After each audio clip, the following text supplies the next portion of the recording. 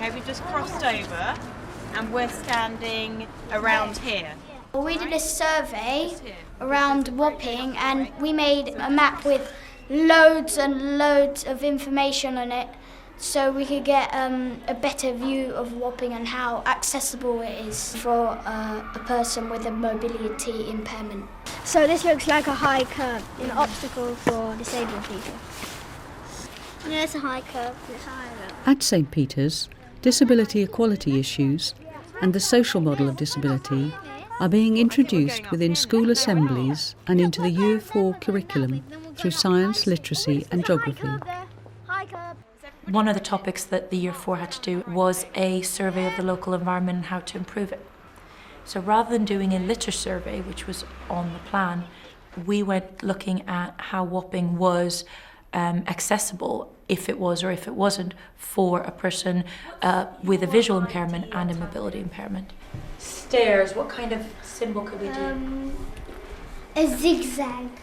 So we took the skills that we wanted the children to learn to complete a map, to read a map, keys, and then drawing conclusion from data, and just applied it to different setting.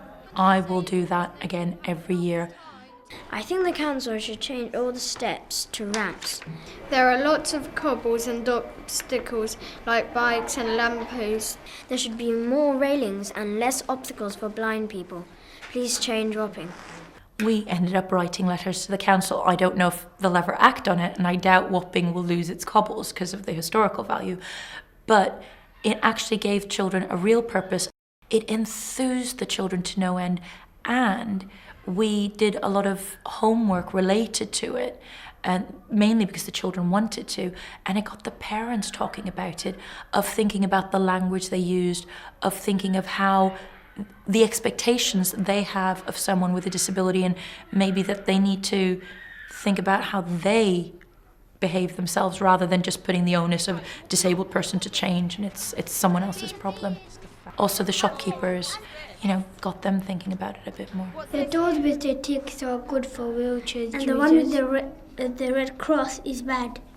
We think more ramps and more shops should have ramps in it, and so it's easier for a person in a wheelchair to travel around Wapping. The Year 4 pupils loved it. They liked to actually feel that they could make a difference in terms of their local environment and see the practical implications when they walked around. The display then went up outside Year 4. That's been great because it showed photos of the work that the children had done. And that was something that when we had our Ofsted inspection in December, they commented on and they were pleased with that work. Cobbles are sometimes good for a blind person because once they take a step on cobbles, then they know they're on a road or near a road.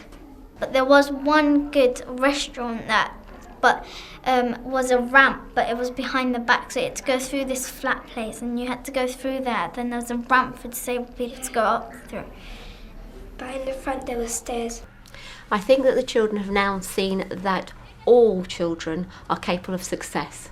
And a very practical example of that is we've had links with a local school which has children with quite significant additional needs, and we've had a child that's come in from reception who's got a whole range of wheelchairs, and the children have really embraced that, and it's been very positive in how he's settled in our school. So Nathan, this is a positive, so it would go another ramp. We will do this disability equality work in the future because it had a really big impact on the staff and the children. They thoroughly enjoyed it.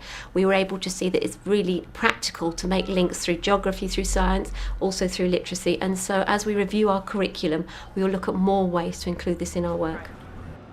Yeah, but what have we got that's really good? We've got a ramp.